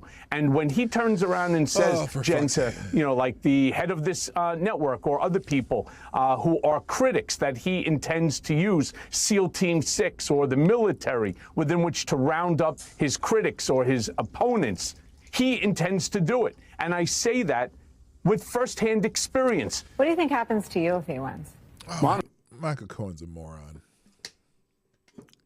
Michael Cohen's a moron. Out of here. I mean, I'm already working on foreign passport. Yes. Give us a reason to vote for Donald Trump. You will go away. You will not be getting interviewed anymore. A completely different name. I don't know how it's going to work as far as okay, don't care. But anyway, that's why Michael Cohen's trending. He says Donald Trump's going to use SEAL Team 6 to round up his enemies. He's a dumbass. Hello, Selecta Boy. Yeah, boy. Also, there's talk about abortion. Tim Wall. I'm gonna go into Tim Walls here because now it's weird because the topics on X today, at least in some of these subtopics, they all have some kind of left-wing bias headline, but then you go into scroll down and it's like, that's wrong. So Tim Walls is talking about this Amber Thurman, this young lady who had died, I believe in Georgia. Okay. And this is Tim Walls saying that Amber Thurman died because she lived in a state with a Trump abortion ban, which is not a Trump abortion ban, but that's what they're doing right now. Your life and your rights should be determined by geography. Now the truth in this story. Now, it's interesting because he touts let me show you what he puts on for his Fox News appearance. Because he says Donald Trump and J.D. Vance are asking for a nationwide abortion ban. Now, that's a lie that they keep telling. Over and over, by the way. Donald Trump, in particular, said it would veto any nationwide abortion ban because it's up to the states, like the Supreme Court said. But here's what Tim Walls posted from his Fox News Sunday interview. By the way, Harris and Walls are finally out doing interviews kind of on the regular, but this is the only one that I've seen so far that has been with even a somewhat adversarial interviewer. Everyone else has been these fluff interviews with people that they're on the same team interviews, I'll call them. Same team interviews. This is one that actually asked Walls some tough questions, but this is what Walls posted from his Fox News Sunday interview. Listen. The situation we have is when you don't have the ability of healthcare providers to provide that, that's where you end up with a situation like Amanda Zaworski in Texas, where they are afraid to do what's necessary. This doesn't change anything. It puts the decision back on to the woman, to the physicians, and we know that this is simply... And that was another situation where the physicians, the doctor should have rendered care in a situation where it was an obvious miscarriage, and there's no reason why there's no law why they shouldn't have administered care, but they didn't. And that's the same case of the girl in Georgia who went to another state to get abortion pills, took the abortion pills, and they had complications from the abortion pills. And the hospital refused care, but it wasn't because the law specifically would have been, they would be required to give care to this girl and who ended up dying. But anyway. Something to be brought up, to be very clear. Donald Trump's asking for a nationwide abortion. That's a lie. ban. Wait, he and has again, said that we don't see this as a winning repeatedly campaign. that he will not sign a national abortion ban. Are you calling that just, it's a flat out lie? Yes, of course. And really, you a mind reader? He said, he's even. So you're not going to take him as word that he would not sign a national abortion ban. Well, first of all, how's one going to get through Congress anyway? I mean, there's enough pro-choice Republicans in the House. I don't even think they could pass a nationwide abortion ban. But whatever, the Supreme Court would knock it down too, wouldn't they? That's interesting. Senator Vance has in the past said so too. Now look, they may see this as an election issue. We see it as a... Well, what are you talking about it in the election for then? They see it as an election issue? Clearly you see it as an election issue, or we wouldn't be talking about it. Right? I mean, what are you talking... The right of women to make their own bodily decisions. And that's what the states like my state have the ability to put that in. States like Georgia force women to cross the border, and then we have a death of Amber Thurman. So let's be very clear. Trying to cut hairs on an issue on this is not where the American public's at. They want the restoration of Roe versus Wade. Vice President Harris said she would sign it. The situation... Now, that's where he cuts it off. We're going to show you where... the whole segment where he's flummoxed by her questions. Before I do that, thank you, Tyre Alexander. Dropping a small bullet in the tip jar. Saying, why do guppies... Okay, hang on a second.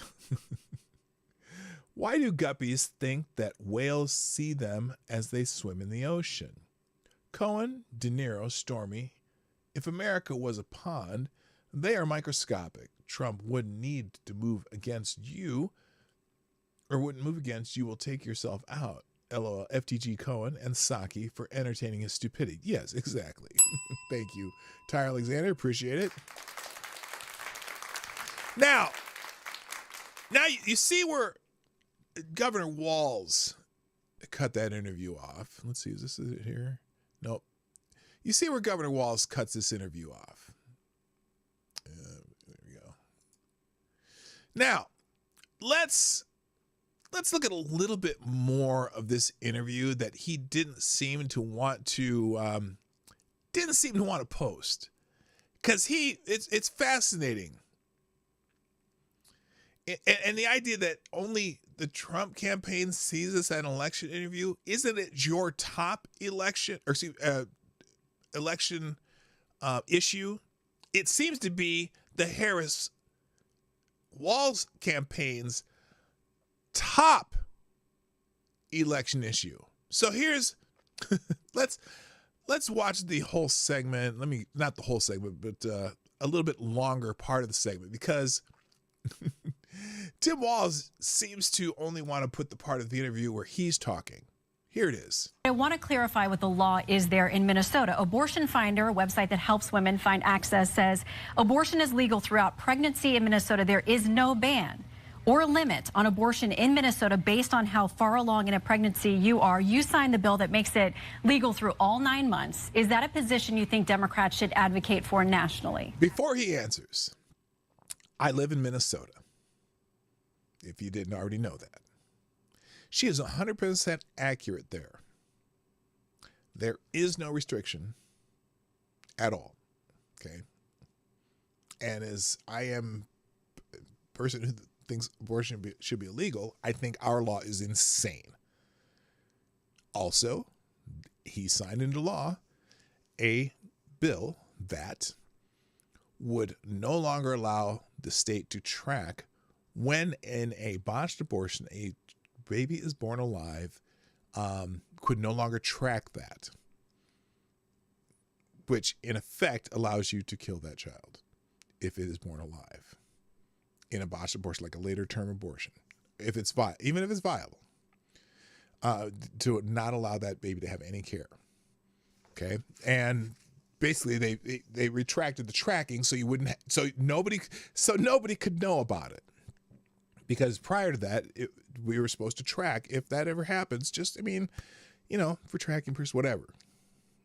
So, now let's hear his answer to this. I was born in a small town in Nebraska. No, I don't think that's it. Anyway.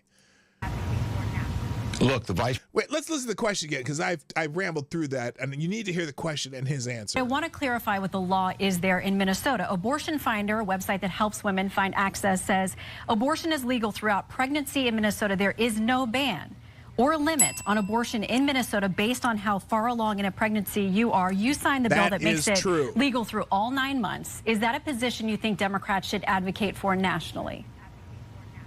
Look, the vice president and I have been clear. The restoration of Roe versus Wade is what we're asking for. But that law goes far beyond Roe v. Wade. To make her own choice. The law is very clear. It does not change that. That was been debunked on every occasion. No, it's never been debunked. That's not true. They have zero restrictions. But let's agree. What you signed is there's not a single limit through 9 months of pregnancy. Roe had a trimester framework that did have limits through the pregnancy.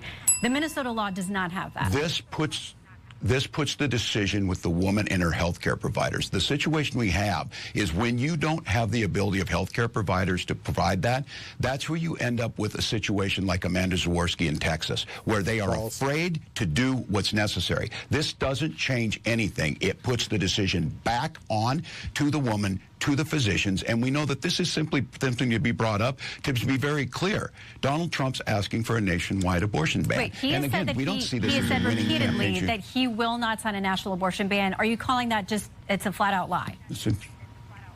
Yes, of course, and Senator Vance has in the past said so too. Now look, they may see this as an election issue. Again, what? It's your #1 election issue. We see it as a right of women to make their own bodily decisions, and that's what the states like my state have the ability to put that in. States like Georgia force women to cross the border, and then we have a death of Amber Thurman. So let's be very clear. And again, trying to cut hairs on an issue on this is not where the American public's at. They want the restoration of Roe versus Wade. Vice President Harris said she would sign it. That's what we'll do when we're elected. But to be clear, the Minnesota law is far beyond Roe v. Wade. And about the Amber Thurman case in Georgia, her family has, and it's tragic, she is a young mother who left behind a young son. But what her family has said is it was a complication from an abortion pill that she received, and she didn't get proper care when she went to a Georgia hospital, which had multiple opportunities to intervene there. Her own attorney, the family's attorney, says it wasn't the Georgia law, it was the hospitals. What he claims is malpractice, not treating her when she clearly showed up in distress and still had the byproducts of her pregnancy because of that rare complication from the abortion pill. So just to be clear on the Georgia law and how her family and her attorney sees it. Okay, so now, unfortunately, no one's posted his answer to that yet. I haven't seen it. And I don't know if that was the end of the interview or what. So everyone cuts off the interviews wherever they want it to make it best for their point. I want to clarify what the law is there. There we go. Let's fix that. So anyway, but that's a big hot topic debate. So Walz faces backlash over abortion claims, people putting the same. It's funny because some people are saying Walz pushes back masterfully on her rights abortion talks, while others are saying, no, that's a terrible answer. That's a terrible answer because he is lying about Minnesota. He absolutely did sign a bill with no restrictions whatsoever. And in fact, here in American Thinker, Tim falls into abortion quicksand. Tim Walz was on Fox News Sunday. My guess is that the campaign was hoping to stop the critics who say that Walz avoids interviews. After this morning, the campaign may stop doing interviews altogether. Walz was incoherent on abortion, so we saw his position on the abortion. Well, the fact that he won't own his own law, so he starts blaming Trump again. Here's the Democrats' problems. The polls show that voters want abortion access or legal abortion, but only under certain conditions. They want the option to terminate the pregnancy because of rape or incest. The voters do not support late-term abortion, which is what the Minnesota law allows. They say approves, it allows it. I mean, technically, legally, it allows it. It's, it's not saying, oh, you should go out and have late-term abortions. It's just, but it does. The Minnesota law has no restrictions. Walz fell into the quicksand and had no idea how to get out, so he started blaming Trump because that's the only song on their playlist.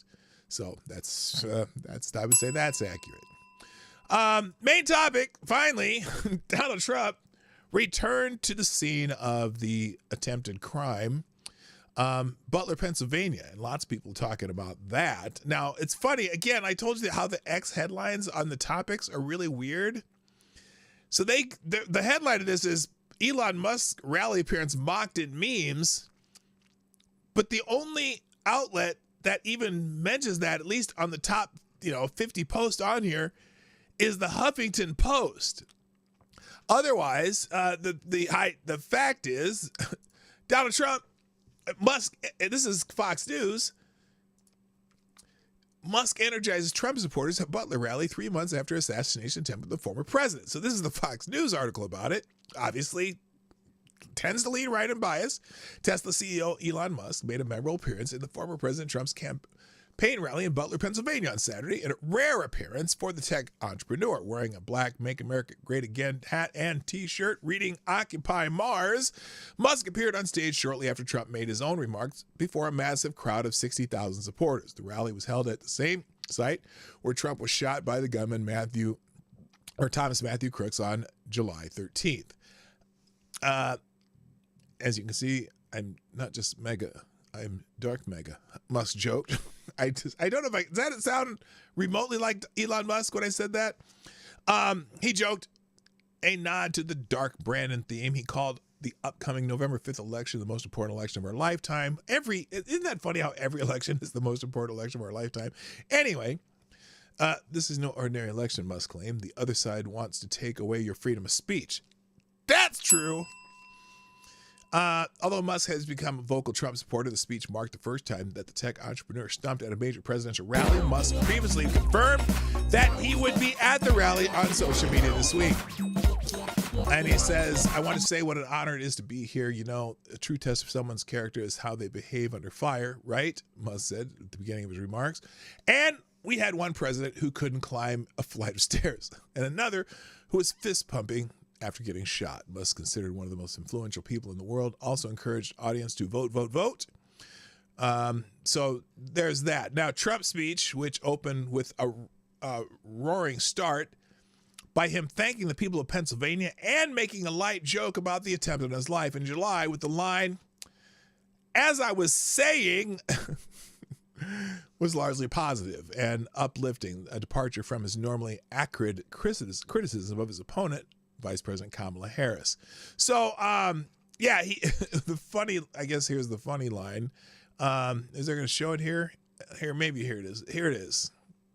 By the way, thank you, Avocados Diablo. Another small bullet in the tip jar. Easy abortion solution. Make abortion pills large suppositories. Get them used to things in their butt and lessen the need to use them in the first place. Oh, my God.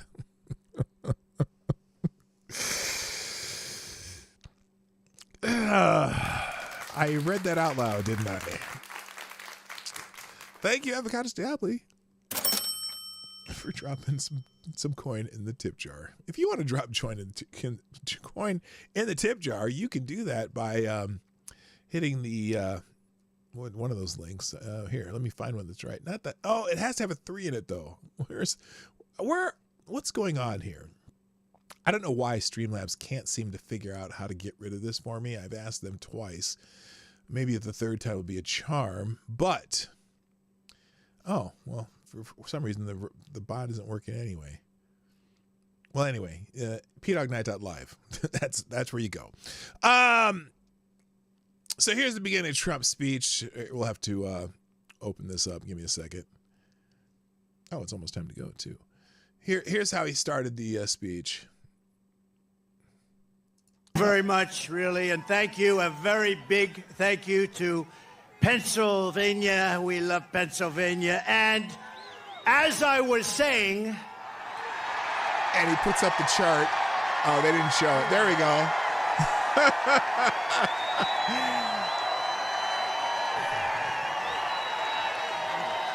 Oh, I love that. So, yeah, that's a funny way to start it, because that's where right where he left off when the shot happened. But let's see what the article says here. Several months ago, we know about Thomas Crooks. Let's try the New York Post article. Okay, here we go. Donald Trump and his supporter make triumphant return to the scene of his first assassination attempt. This is a editorial in the New York Post by Miranda Devine. It is a testament to the courage and fortitude of Donald Trump and his supporters that on Saturday, tens of thousands returned to the scene of the first assassination attempt on the former president in Butler, Pennsylvania, to hear him speak. With questions still unanswered about why he was ever placed in harm's way on July 13th, Trump stood in the same place and spoke at the same time as he did when an assassin's bullet came within a hair's breadth of killing him on live television, but miraculously only clipped the top of his ear. Now, I have a question, though. Here's a wild question. I'm still wondering about this because this is CNN. That first Butler rally on July 13th, it was the only Trump rally that CNN decided to play live.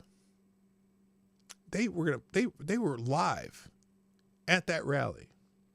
And it's just so weird because why would they suddenly choose one particular rally to be live at? Well, let me explain this because it's also because it's just a coincidence because wasn't it wild too that CNN just happened to be outside Roger Stone's house when he was getting arrested? They were outside. They were just happened to be filming his house at 6 a.m. in the morning. And several of these other arrests, CNN just happened to be there just when it was about to happen, just when the FBI was about to go. I think it was Bannon, when they went arrested Bannon, I think they were there. They were just happened to be live there too, and they're live wherever else is whatever. All these FBI, and then in Butler, Pennsylvania, July 13th, they had not covered a single rally. In fact, they pointedly cut off Donald Trump during the Republican National Convention speech and said, well, if there's anything important that he says, we'll bring you up to date, but we do not want to, post lies.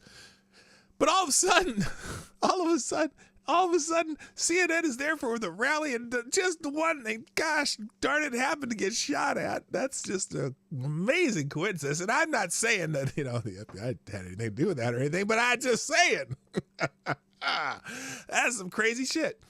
Anyway, okay, so Miranda Devine here, with questions still unanswered about why he was ever placed in harm's way on July 13th. Trump stood in the same spot and spoke at the same time as he did when an assassin bullet came, blah, blah, blah. His defiant return felt like a weighty moment in history, traced equally with awe and dread. But this time, at least, there was bulletproof glass in front of Trump as he stood on stage. Counter snipers were on every rooftop, and giant containers shielded him from the roof of the unguarded building where a 20-year-old shooter, Thomas Crooks, had taken aim. Many of the rally-goers were wearing T-shirts emblazoned with the unforgettable words Trump uttered the moments after the attack. When he rose from the ground, his face streaked with blood, raised his fist, and said, "Fight! Fight! Fight!" as the crowd roared with relief. America is the home of the brave, and there is no truer test of courage under fire. So who do you want representing America, said Elon Musk, the billionaire MAGA convert who was invited on stage by Trump Saturday.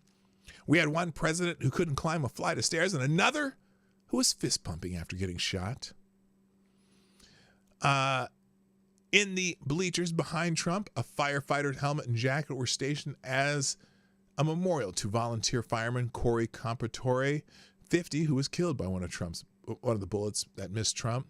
Trump opened his remark by paying tribute to Compratore, whose family he had just met with backstage, and hailing survivors David Dutch and Jim Copenhaver, who were badly injured by other bullets.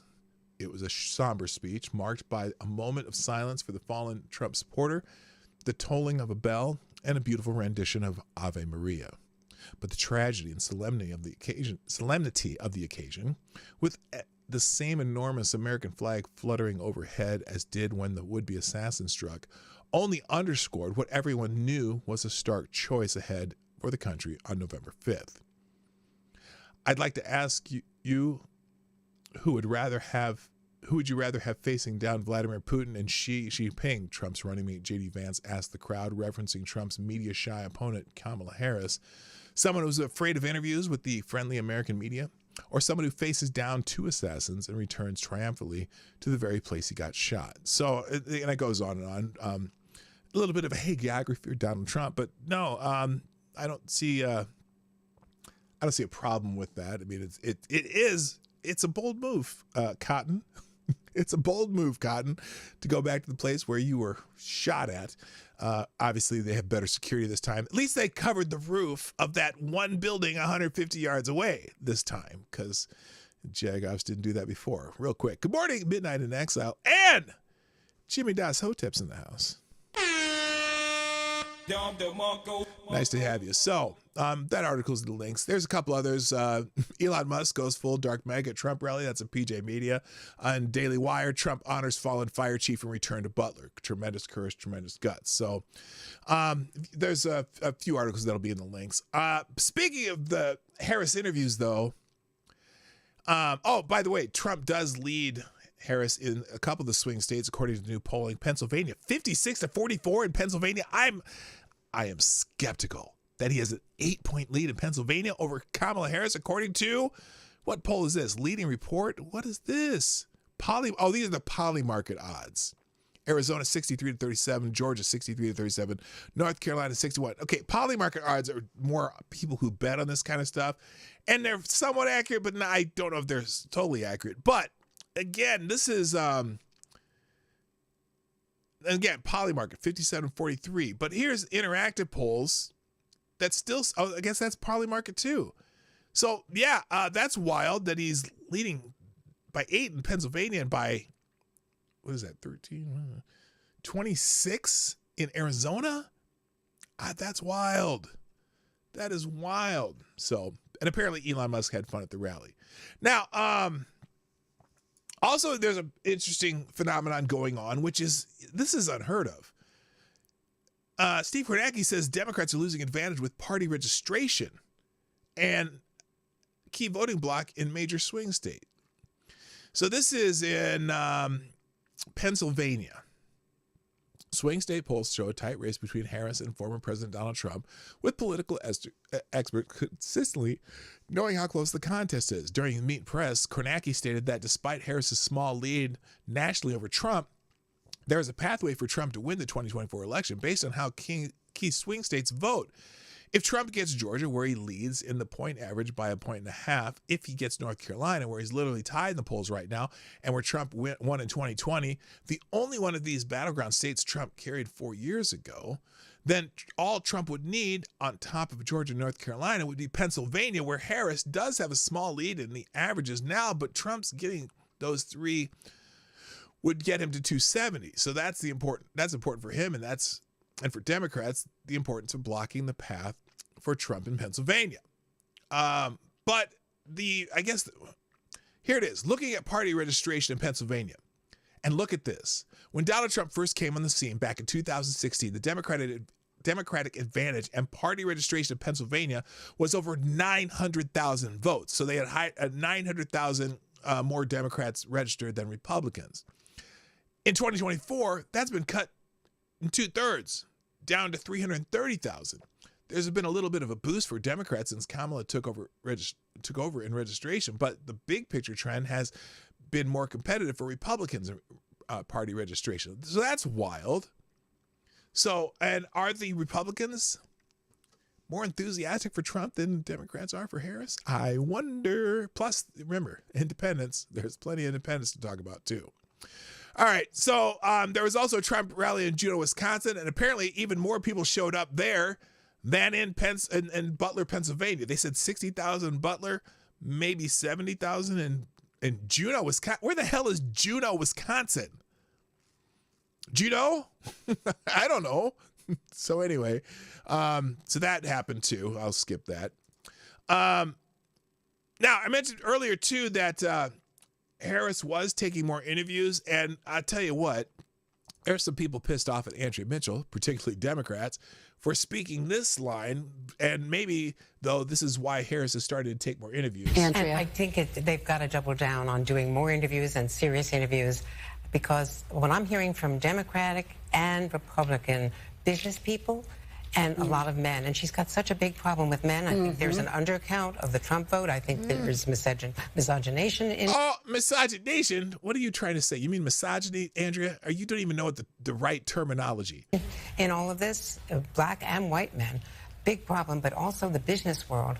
They don't think she is serious. They don't think she's a heavyweight. Wow. And well, why would they gender, not think that? But she's got to be more specific about her Why economic would they plan. think that? Wait a minute. Why would they think that she's not serious? I mean, she is doing some of the most serious interviews. I mean, she did that one with the gal from MSNBC who didn't ask her a tough question at all.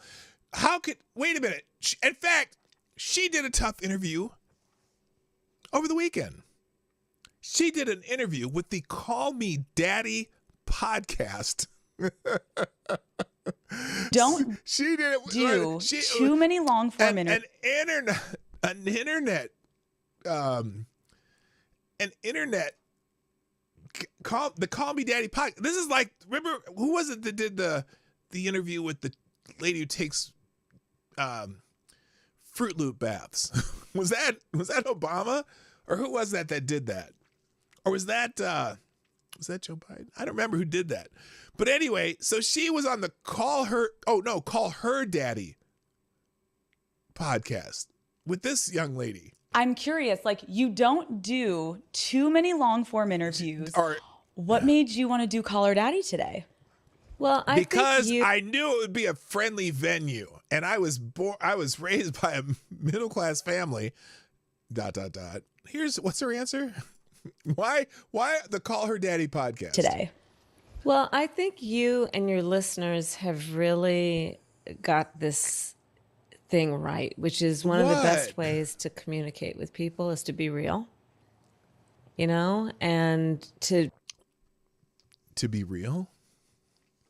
Then why aren't you speaking in a black accent right now? Why aren't you code switching right now? If you said to be real, girl, I'm telling you. Which part of Kamala Harris is real? Because you said to be real, to what you find now, do what you feel now, what you love, to be real. You ain't be real. Come on now. To talk about the things that people really care about. I mean, what I love about what you do is that... What does she? I'm curious. Now I've got to watch this stupid podcast just to see what she cares about without Kamala Harris. I want to see what she talks about on this podcast without Kamala Harris. And I get, oh, good Lord. Your voice in your show is really about your listeners. Never heard of this. And I think especially now, this is a moment in the country and in life where people really want to know they're seen and heard and that they're part of a community. Oh, yes. That they're not out there alone. She's got the buzzwords going. And so I'm really glad to be with you. I'm curious, okay, so this is okay. And then let's see, Kamala Harris. Okay, here's another part of that thing. Let's see this. Is this the same one? I want to pose this question more to you and the Daddy Gang. A tough question. And one of the biggest conversations in this year's election revolves around a woman's body. Yep. I want to take a moment, and can we try to think of any law that gives the government the power to make a decision? I know what you're going to ask. About a man's body. No. Why is she laughing? Why did what? No. No. Wait, whoa. Wait a minute. Hold up. Hey, you might have given the wrong answer. Hold up. Hey, the internet coming to the rescue. Let's look at the next two big topics on X, the app formerly known as Twitter, regarding those. Let's listen to the question one more time. No. I want to pose this Here's the question more to you and the Daddy Gang, but the Daddy Gang. One of the biggest conversations in this year's election revolves around a woman's body. Okay, and what's the question again? I want to take a moment, and can we try to think of any law, any that gives the government the power to make a decision? I know what you're gonna ask about a man's body. Okay. Well, what's interesting, drug law is very good. In fact, selective service, that's the one. That's the one that came up the fastest. Selective services trending because of Call Me Daddy. These CNTS are so disconnected from reality. It's called selective service, and all men in America have to sign up when we are 18-year-olds that allows the government at a moment's notice to call us up into emergency military service where we will be trained and shipped off to go die in their fuckwad wars. That's one. The draft is also trending. And look, do you think maybe some of those Fauci juice mandates, do you think any of those were geared towards men at all? How many male government workers? How many male government workers lost their jobs, or military people lost their jobs that were men because their law they made or regulation or whatever controlled a man's body and what he puts in it? But drug laws too. And in some ways, paternity laws do. But I'm just saying. In fact, Ben Shapiro, actually pretty much every law gives the government some power over men's bodies and women's bodies. That's how laws work. In fact, if you mean law that applies to men and not women, how about the draft? Ho? He didn't say ho, but you know what I mean. So that's why that's trending. All right, I gotta call this a day. Here's the NBC correspondent says Harris has big problem with men after husband's masculinity interview. Oh, they were talking about that? I didn't know that's what they were talking about. Andrew Mitchell said on Sunday, Vice President Kamala Harris has a big problem with men, warning the gender gap between the two political figures could impact the election's outcome. Okay, yeah. By the way, here's another interview, serious interview that Kamala Harris is about to have. She's going to go have an interview with Howard Stern. He was making fun of Ted Danson in this clip, but he was in blackface. Howard Stern. Okay, so that's a serious interview Kamala Harris is going to have coming up. And then also she spent some time with Jessica Alba, and Jessica Alba's trending now. Honestly, whoa, stop. Put the sound off. Okay, I'll just put this here for Avocados Diablo because, I'm pretty sure he likes her too.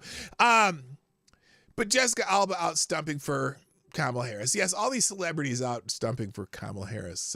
She's really in touch with those mine workers and the guys who, twist nuts and bolts on the auto plant and whatnot.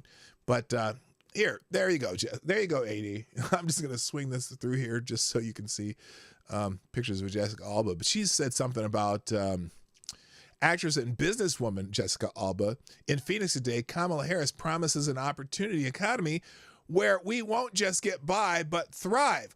What is this we shit, white sort of Hispanic girl? What are you talking about? You're a multimillionaire. No, you got to get by whether Kamala Harris is there or not.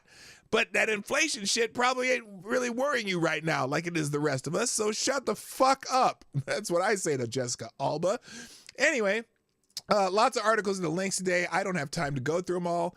And so we're just going to let it sit in the chat today. Guys, I got to thank you for being here. I'll be back. I don't want that in the links today. I don't need that. I don't need that in the links. And I don't need these two. I'm about to drop the links in the chat here.